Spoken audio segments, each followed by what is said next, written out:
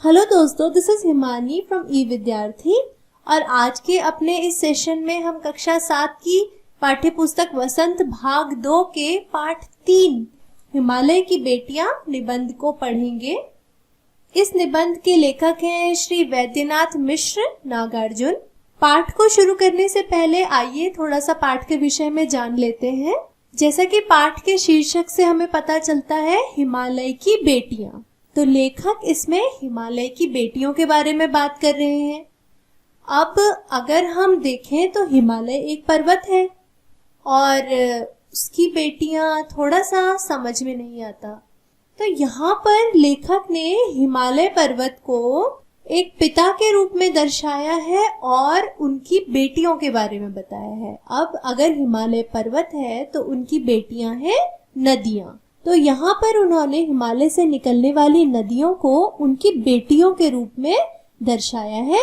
इसमें उन्होंने हिमालय चूंकि एक पर्वत है तो उन्होंने उसका मानव के रूप में रूपांतरण किया है, अर्थात हिमालय का मानवीकरण किया है और साथ ही उससे निकलने वाली नदियों का भी मानवीकरण किया है। उन्होंने हिमालय से निकलने वाली नदियां जैसे गंगा, यमुना, सतलुज, इन सब का मानव के रूप में वर्णन किया है और ये बताया है या ये कल्पना की है कि ये सब मानव है, मनुष्य है और हिमालय इन सब नदियों का पिता है। ये सब नदियां उनकी बेटियां हैं। तो आइए अब पाठ को शुरू करते हैं।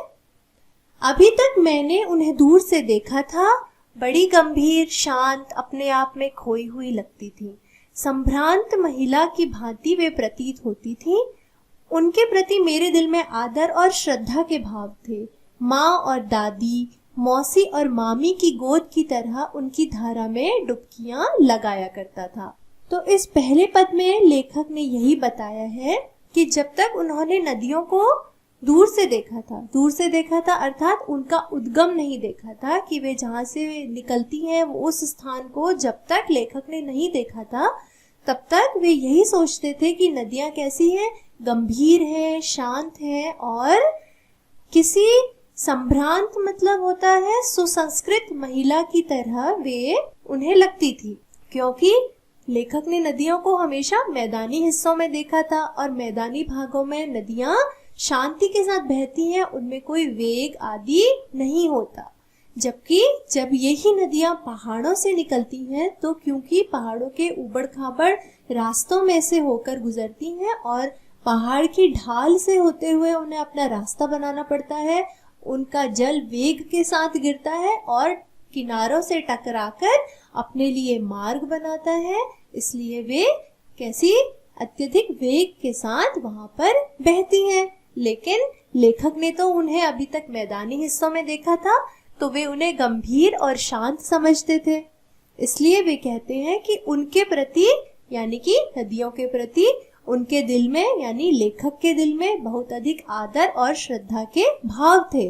और जब भी वे नदियों में स्नान करते थे तो उन्हें ऐसा लगता था कि जैसे वे अपनी माँ, दादी, मौसी या मामी की गोद में आराम कर रहे हैं।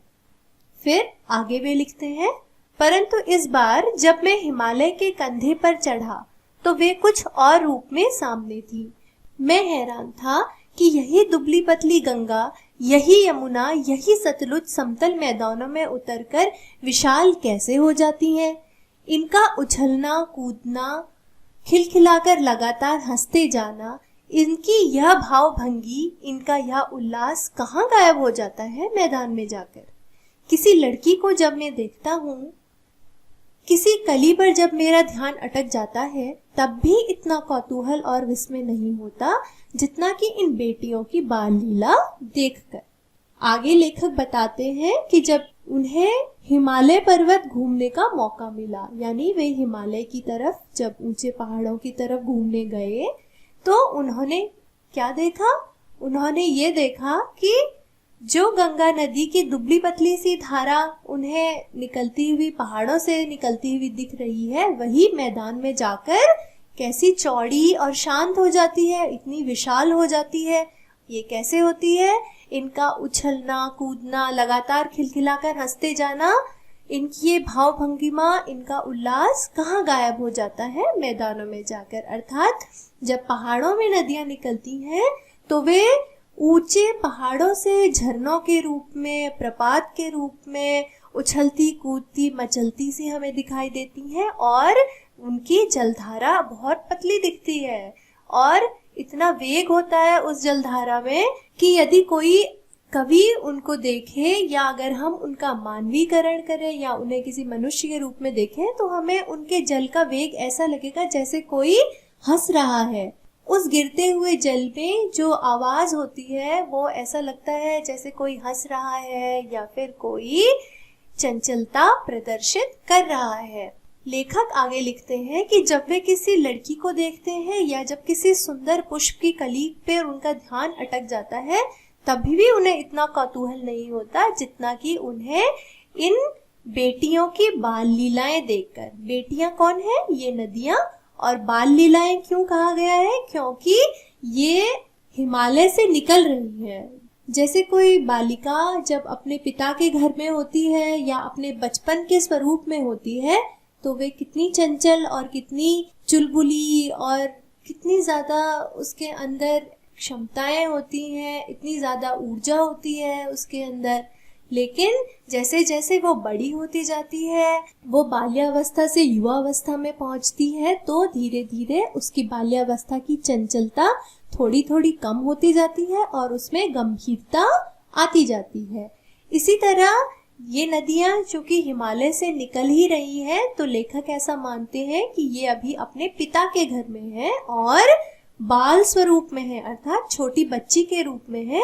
तो लेखक कहते हैं कि जब वे इन नदियों को पर्वतों में देखते हैं तो इनकी चंचलता देखकर उन्हें बहुत ज्यादा विस्मय होता है, बहुत ज्यादा आश्चर्य होता है। इतना ज्यादा कि किसी नए पुष्प को देखकर या किसी नए व्यक्ति को देखकर जैसा हमें विस्मय होता है या आश्चर्य होता है, उससे भी कई गुना अधिक विस्मय उन्हें इन नदियों की चंचलता या इनकी बाल लीलाएं देखकर होता है। आगे बढ़ते हैं। कहाँ भागी जा रही है?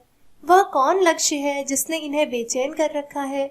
अपने महान पिता का विराट प्रेम पाकर भी अगर इनका हृदय अतृप्त ही है तो वह कौन होगा जो इनकी प्यास मिटा सकेगा? बर्फ जली नंगी पहाड़ियां, छोटे छोटे पौधों से भरी घाटियां, बंधुर आदित्यकाएं, सरसब्ज उपत्यकाएं, ऐसा है इनका लीला निकेतन। खेलते खेलते जब ये जरा दूर निकल जाती हैं तो देवदार, चीड़, सरों, चिनार, सफेदा, कैल के जंगलों में पहुंचकर शायद इन्हें बीती बातें याद करने का मौका मिल जाता होगा। कौन जाने बुढ़ा हिमालय अपनी इन नटखट बेटियों के लिए कितना सिर धुनता होगा। बड़ी बड़ी चोटियों से जाकर पूछिए तो उत्तर में विराट मौन के सिवाय उनके पास और रखा ही क्या है। तो इससे पहले पैराग्राफ में लेखक ने नदियों की बाल लीला के बारे में हमें बताया था और अब वे बता रहे हैं कि जैसे कोई लड़की या कोई बालिका अपनी बाल्या अवस्था से किशोर अवस्था में जाती है, फिर वो यौवना अवस्था में जाती है, तो धीरे धीरे क्या होता है कि उसके अंदर अपने माता पिता या अपने भाई बहनों या अपने परिवारजनों के अलावा भी अन्य किसी के प्रेम को पाने की इच्छा पैदा होती है। वो विवाह करना चाहती है, अपने जीवन में आगे बढ़ना चाहती है। इसी तरह लेखक कहते हैं कि ये नदियां भी जो हिमालय में रहते हुए अपने बाल्यकाल में जीती हैं, तो वो कौन सा ऐसा लक्ष्य है या वो कौन है जिसके प्रेम को पाने के लिए ये अपने बाल्यावस्था को छोड़कर आगे की तरफ बढ़ रही हैं। इनके पिता कौन है? हिमालय है, जो कि इतने विराट है, इतने विशाल है और उनके इतने विशाल प्रेम को पाकर भी इनका हृदय हमेशा अतृप्त रहता है। अतृप्त रहता है मतलब कभी भी उसमें संतोष नहीं आता, कभी भी वो भरता नहीं, बेचैन रहता है। तो आखिर ऐसा कौन है जो कि इनकी इस प्यास को मिटा सकेगा या इनके इस प्रेम को पूर्ण करेगा? ऐसा वो कौन है? आगे लेखक ने लिखा है कि पहाड़ियों, छोटे छोटे पौधों से भरी घाटियों, बंधुर आदित्यकाएं, आदित्य का होता है पहाड़ के ऊपर का समतल भाग, जिसमें कि वनस्पतियों की बहुत ज़्यादा कमी होती है, या एक तरीके से कहें कि वनस्पतियां वहां पर होती ही नहीं है। फिर सरसब्ज उपत्यकाएं, सरसब्ज मतलब होता है हरी भरी और उपत्यका होता है घाटी। तो ऐसा है इनका लीला निकेतन, अर्थात अपने बाल्यावस्था से जब ये अपनी किशोर अवस्था की तरफ जाती हैं तो अपनी बाल लीलाओं को दिखाने के लिए कवि ने ऐसी कल्पना की है कि ये कहाँ कहाँ दिखाती हैं, पहाड़ों पे, छोटे छोटे पौधों से भरी घाटियों पे, अधित्यकाओं पे या फिर उपत्यकाओं पे। यहाँ पर ये क्या करती हैं, ऊपर नीचे बहती हैं, टेढ़े मेढ़े मार्गों से होकर अपना रास्ता बनाती हैं, और इन सभी क्रियाओं को ही लेखक इनकी बाल लीलाएं कहता है। तो वे कहते हैं कि हिमालय की गोद से ये निकलती हैं, तब ये इनकी बाल्यावस्था होती है। फिर जब किशोरावस्था में जाती हैं तो पहाड़ों, घाटियों आदि में खेलते खेलते ये अपनी बाल लीलाएं दिखाती हैं। और फिर जब ये अपनी यौवना अवस्था में जाती हैं तो कहाँ पहुंच जाती हैं, देवदार, चीड़, सरों, चिनार, सफेदा यूकेलिप्टस, कैल आदि के जंगलों में पहुंच जाती हैं। और तब कभी जाकर शायद इन्हें अपनी बीती हुई बातें यानी अपना बचपन याद आता होगा। और फिर आगे क्या लिखा है, कौन जाने बुढ़ा हिमालय अपनी इन नटखट बेटियों के लिए कितना सिर धुनता होगा। जैसे जब किसी भी कन्या का या किसी भी लड़की का विवाह हो जाता है तो उसके विवाह के बाद उसके माता पिता के घर में बहुत शांति छा जाती है, और उसके माता पिता हमेशा अपनी बेटी की चिंता में लगे रहते हैं कि हमारी बेटी कैसी होगी, उसके क्या हाल होंगे, है ना।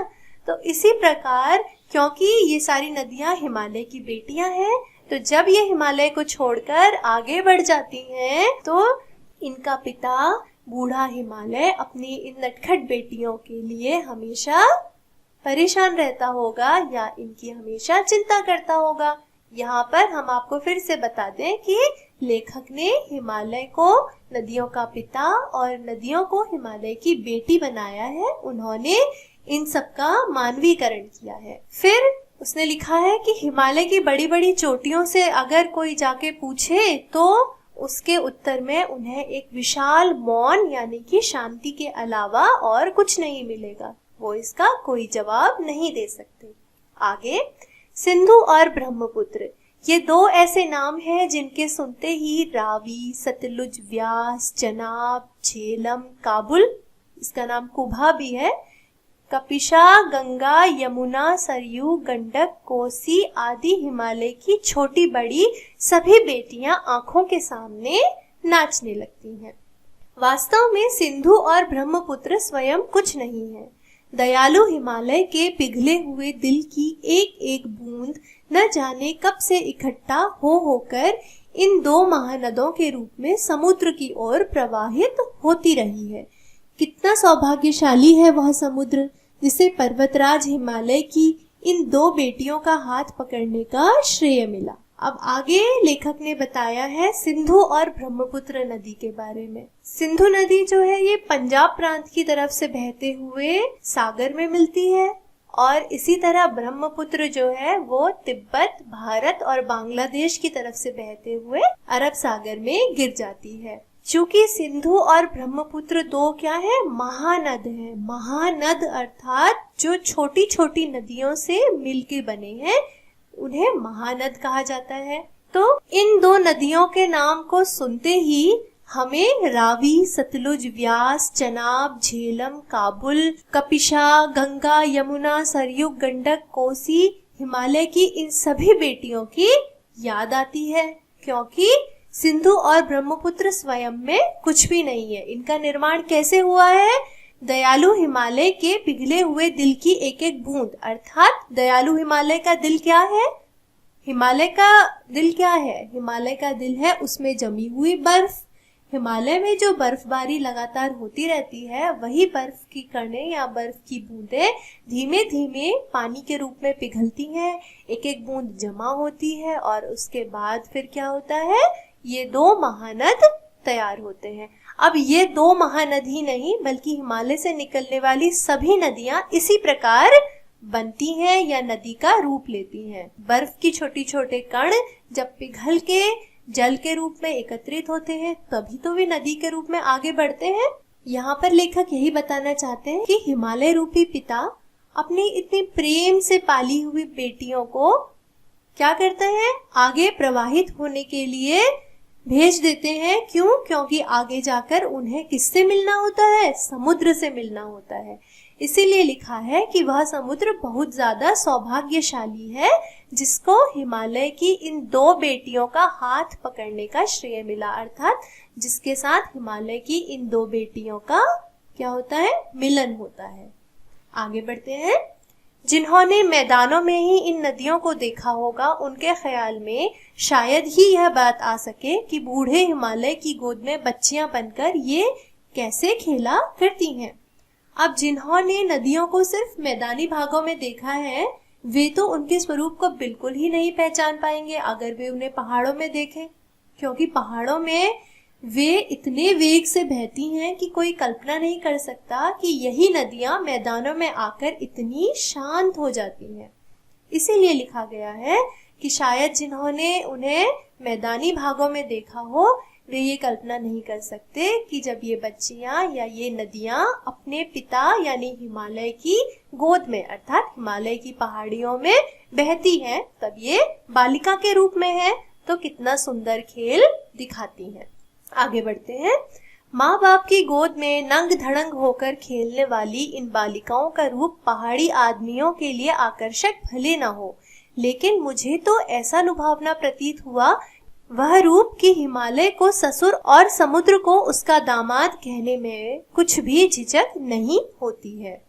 आगे लेखक कहना चाहते हैं कि जिस प्रकार अपने बाल्यकाल में नंग धड़ंग रूप में भी बच्चों को उनके माता पिता अत्यधिक प्रेम करते हैं और उनकी बाल लीलाओं से अत्यधिक आनंदित होते हैं, अत्यधिक खुश होते हैं, ऐसे ही लेखक ने लिखा है कि अपने पिता हिमालय की गोद में अल्हड़ रूप में खेलने वाली इन नदियों को, इन बालिका रूपी नदियों का रूप वहां रहने वाले, कहाँ रहने वाले? हिमालय पर, हिमालय की पहाड़ियों पर रहने वाले व्यक्तियों के लिए आकर्षक भले ही ना हो, आकर्षक नहीं हो सकता। क्यों नहीं हो सकता? क्योंकि वे तो इन नदियों को रोज देखते हैं।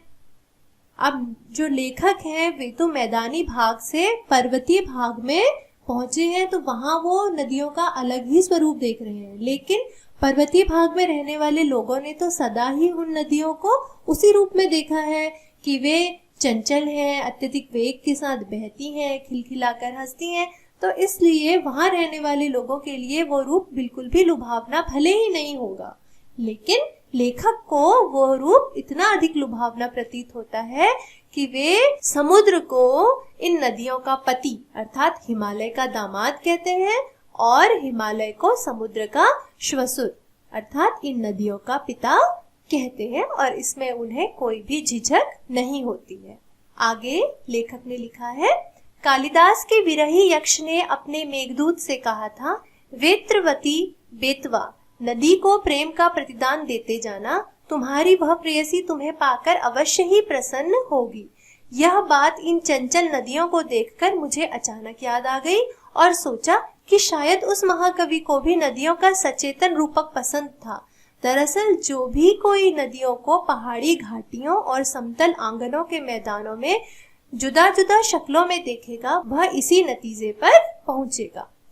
अब मानवीकरण की ये परंपरा लेखक ने ही अपने लेख में शुरू नहीं करी है। ये परंपरा काफी पुराने समय से चली आ रही है। कब से? महाकवि कालिदास के समय से। महाकवि कालिदास ने जो अपना एक महाकाव्य लिखा था मेघदूत, मेघदूत में उन्होंने यक्ष और यक्षिणी उन दोनों को मिलाने के लिए मेघ यानी बादलों को दूत के रूप में दर्शाया था। उसमें ये दिखाया गया था कि यक्ष जो है वो अपनी यक्षिणी को संदेश भेजते हैं और इस कार्य के लिए वे मेघ यानी बादलों को अपना दूत बनाते हैं। वो बादलों से कहते हैं कि तुम मेरा संदेश लेकर यक्षिणी के पास जाओ। तो उसमें भी कहीं पर यह वर्णन आता है कि यक्ष उस मेघ से या उस बादल से जो कि उसका संदेशा लेकर यक्षिणी के पास जा रहा है, क्या कहते हैं? वेत्रवती यानी बेतवा नदी, जिसको आज के समय में हम बेतवा कहते हैं, प्राचीन काल में उसको वेत्रवती कहा जाता था। तो उस नदी को अपने प्रेम का प्रतिदान देते जाना, अर्थात तुम वेत्रवती नदी को अपने प्रेम का प्रतिदान यानी वर्षा देते हुए जाना, क्योंकि तुम्हारी वह प्रेयसी तुम्हें पाकर अवश्य ही प्रसन्न होगी। अर्थात जब तुम वर्षा रूपी जल उस नदी में दोगे या वहां पर तुम वर्षा करोगे तो तुम्हारी वो प्रेयसी यानी वेत्रवती नदी, क्योंकि वो तुमसे बहुत ज्यादा प्रेम करती है, तो वो बहुत खुश हो जाएगी या वो बहुत प्रसन्न हो जाएगी। तो लेखक कहते हैं कि जिस तरह कालिदास ने वेत्रवती नदी के प्रति मेघ यानी बादलों के प्रेम को प्रदर्शित किया था, उसी तरह यही बात इन चंचल नदियों को देखकर उन्हें याद आती है कि महाकवि कालिदास को भी शायद नदियों का सचेतन रूपक पसंद था। सचेतन मतलब देखिए दो रूप होते हैं, एक होता है अचेतन, एक होता है सचेतन।